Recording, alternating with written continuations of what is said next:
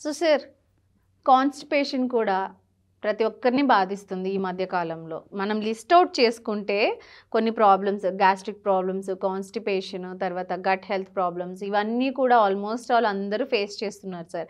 మరైతే ఇప్పుడు మనం కాన్స్టిపేషన్ గురించి మాట్లాడుకుందాం. సో కాన్స్టిపేషన్ కంట్రోల్ చేసుకోవాలి అంటే ఫైబర్ రిచ్ ఫుడ్ అనేది ఎక్కువ తీసుకోవాలని డాక్టర్స్ అందరూ చెప్తూ ఉన్నారు కదా.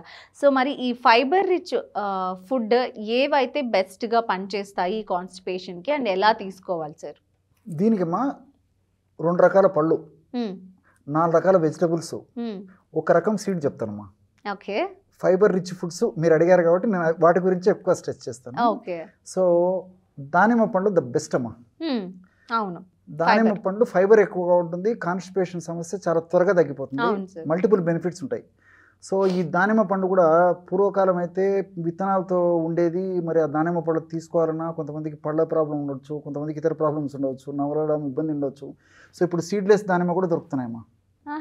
సో అవి తీసుకోవడం వల్ల ఫైబర్ కంటెంట్ ఎక్కువ ఉంటుంది, జీర్ణం కూడా బాగా ఫ్రీగా అయ్యేటువంటి పరిస్థితి ఏర్పడుతుంది, కాన్స్టిపేషన్ ప్రాబ్లం కూడా త్వరగా తగ్గుతుందమ్మా. అసలు ఆ సీడ్లోనే కదా మనకి ఫైబర్ ఉంటుంది, మరి సీడ్లెస్ దానిమ్మ పండు అంటే ఎక్కడి నుంచి ఫైబర్ వస్తుంది? సీడ్లెస్ అనమ్మా, వితౌట్ సీడ్ అనడం లేదు. నా సీడ్లెస్ వేరు, వితౌట్ సీడ్ అనడమేమో. సీడ్ ఇది తక్కువ ఉంటుంది, మిగతా ఈ పైన కూడా ఈ పైన గుజ్జులు కూడా ఈ యొక్క ఫైబర్ కంటెంట్ ఉంటుందమ్మా. సో మనం అందుకేమా ఫర్ ఎగ్జాంపుల్ దానిమ్మ రసం తీసుకున్నప్పుడు కూడా మిక్సీలో వేసినప్పుడు మిక్సీలో తిప్పేసి ఉడగట్టినప్పుడు ఆ దానిమ్మ రసంలో ఫైబర్ వస్తుంది కదమ్మా. అవును. సో ఈ రసంలో కూడా ఉంటుందమ్మా, సీడ్లో ఫైబర్ ఉంటుంది, దీంట్లో కూడా ఉంటుంది, కాబట్టి ఇబ్బంది ఏం లేదు. సో సీడ్లెస్ అనమాట. ఎందుకంటే గట్టిగా ఉండకుండా ఈ రోజులు ఏమంటే ఆ గట్టి తినాలన్నా కొంచెం ఇన్కన్వీనియంట్గా ఉంటుంది చాలా మందికి. సో ఈజీగా తీసుకోవచ్చు కాబట్టి, అలాగే మీరు అన్నట్టు దానిమ్మ పండు తీసుకోగలిగితే మంచిది. సీడ్లెస్ దానిమ్మ పళ్ళు కూడా దొరుకుతున్నాయి కాబట్టి ఇవన్నీ వాడుకోవచ్చు, అది నా అభిప్రాయం. రెండోది ఏమంటే బత్తాయి, కమల, రోజు ఒక దానిమ్మ పండు తీసుకోవడం కానీ, అలాగే దీంతో పాటు బత్తాయి పళ్ళు, కమల పండ్లు సంవత్సరంలో కొన్నాళ్ళు ఒకటి దొరుకుతుంది, కొన్నాళ్ళు ఒకటి దొరుకుతుంది, ఏదైనా వాడుకోవచ్చు. సో ఒక పండు తొనలతో సహా తినేసేయాలి. తొన అంటే పైన తొక్కు తీయకుండా లేదు కదమ్మా, ఫ్రూట్ ఉంటుందమ్మా, పైన 2 తీసేసి పైన తొక్క అంటారు కదమ్మా, ఆ తొక్కను తీసేసి లోపల తెల్ల భాగం తీసేసి తొనలు పీసెస్ ఉంటాయి కదా. ఒక సపోజ్ ఫర్ ఎగ్జాంపుల్ 7 or 10 ఉంటాయి, అలాగే తినేయాలి. కొందరు అవును సార్ దానిలో ఫ్లవర్ లాగా ఓపెన్ చేసుకొని ఆ లోపల ఏదైతే ఉంటుంది కదా అది తినేసి అది పడేస్తుంటారు కదా. అట్లా దానివల్ల కానీ ఇంత బెనిఫిట్స్ ఉండవు. అవును అదే, ఎందుకంటే ఈ ఇన్సాల్యుబుల్ ఫైబర్ కూడా అవసరం అనమాట. సో సాల్యుబుల్ ఫైబర్ అవసరము, ఇన్సాల్యుబుల్ ఫైబర్ అవసరము. సో ఈ పీచు ఇది కూడా ఈ పైన ఉంటుంది ఇన్సాల్యుబుల్ కాబట్టి, సో అది కూడా అవసరం కాబట్టి నమిలి తినేసేయాలమ్మా. సో ఫైబర్ ఎక్కువ బాడీకి పోతుంది అనమాట. సో విత్తనాలు కావాలంటే నమిలేటప్పుడు విత్తనాలు వచ్చినప్పుడు తీసేస్తే సరిపోతుంది, మేసేస్తే సరిపోతుందమ్మా, అదంతా నమిలి మింగేసేయాలి. ఇది ఒకటి. సో వెజిటబుల్స్ పరంగా చూస్తే బీర, దోస, సొర్ర, పచ్చి అరటికాయ. ఓకే, బీరకాయ, దోసకాయ, సొరకాయ అంటే ఆనపకాయ అని కూడా అంటారు కొందరు, అది మరియు పచ్చి అరటికాయ, కూర అరటికాయ, ఎగ్జాక్ట్లీ కూర అరటికాయ. సో ఈ 4 పదార్థాల్లో కూడా ఈ 4 వెజిటబుల్స్ కూడా ఫైబర్ ఎక్కువ ఉంటుందమ్మా.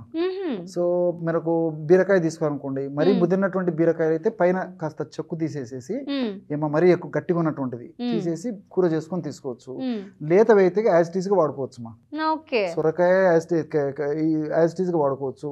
సొరకాయ కూడా అమ్మా పైన చెక్కు, మరీ ముదిరినటువంటి సొరకాయ అయితే గట్టిగా ఉన్నట్లయితే పైన చెక్కు తీసేసి వాడుకోవచ్చు.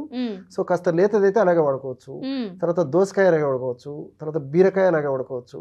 సో పచ్చి అరటికాయ, సో పచ్చి అరటికాయని కూడా ముక్కలుగా చేసేసి మనం కూరల్లో వేసుకొని వండుకొని తినడం వల్ల కూడా ఫైబర్ సమృద్ధిగా అందుతుంది. మరి మోషన్ ప్రాబ్లము అంటే కాన్స్టిపేషన్ ప్రాబ్లం ఉండదమ్మా. ఇది ఒకటి. తర్వాత విత్తనాలు అని చెప్పాను. సో విత్తనాల్లో చియా సీడ్స్ అని మనకు దొరుకుతాయి. సో చియా సీడ్స్ లో కూడా ఫైబర్ విపరీతంగా ఉంటుంది. అవును sir, fibre rich chia seeds అసలు హైయెస్ట్ ఫైబర్. అవును. సో మీరు ఫైబర్ గురించి అడిగారు కాబట్టి ఫైబర్ గురించి చెప్తున్నాను, హైయెస్ట్ ఫైబర్. సో ఆ చియా సీడ్స్ ఒక 2 స్పూన్స్ కానీ 3 స్పూన్స్ కానీ ఒక గంట సేపు నానబెట్టేసేసి ఆ నానబెట్టినటువంటి ఆ చియా సీడ్స్ లో కాస్త పెరుగు కలిపేసేసి రోజు తీసుకోవడం వల్ల కూడా ఈ యొక్క ఫైబర్ ప్రభావం చేత కూడా ఈ మలం చాలా ఫ్రీగా వచ్చేస్తుందమ్మా. సో సాఫ్ట్గా అయిపోతుంది, మలం క్వాంటిటీ పెరిగిపోతుంది, తర్వాత ఎటువంటి స్ట్రెయిన్ లేకుండా మనకు ఆ సెన్సేషన్ వచ్చిన వెంటనే ఈజీగా లోపల ఉంటుందంతా ఫ్లష్ అవుట్ అయిపోతుంది. సో దీనివల్ల మల్టిపుల్ బెనిఫిట్స్ ఉంటాయమ్మా. కొలెస్ట్రాల్ పెరగకుండా ఉంటుంది, షుగర్ పెరగకుండా ఉంటుంది, ఇలా మల్టిపుల్ బెనిఫిట్స్ దీనివల్ల ఉంటాయి. సో కాన్స్టిపేషన్ కు మీరు అడిగినట్లు ఈ ఫైబర్ ఫుడ్ తీసుకోవడం వల్ల మరి అనేక రకాల మల్టిపుల్ బెనిఫిట్స్ కూడా దీనివల్ల ఉంటాయమ్మా. అవును సార్, అన్ని కూడా మనకి ఈజీగానే దొరికిపోతుంది. అవును అవును సార్. సో మీరు చెప్పినట్లు 2 fruits 4 vegetables 1 seed. So complete మీ బాడీ కాన్స్టిపేషన్ ప్రాబ్లమ్ ని కంప్లీట్ గా తగ్గించేస్తుంది. అండ్ దాంతో పాటుగా అదర్ బెనిఫిట్స్ కూడా ఉన్నాయి. ఎస్ సో చక్కగా వివరించారు. ధన్యవాదాలు సార్.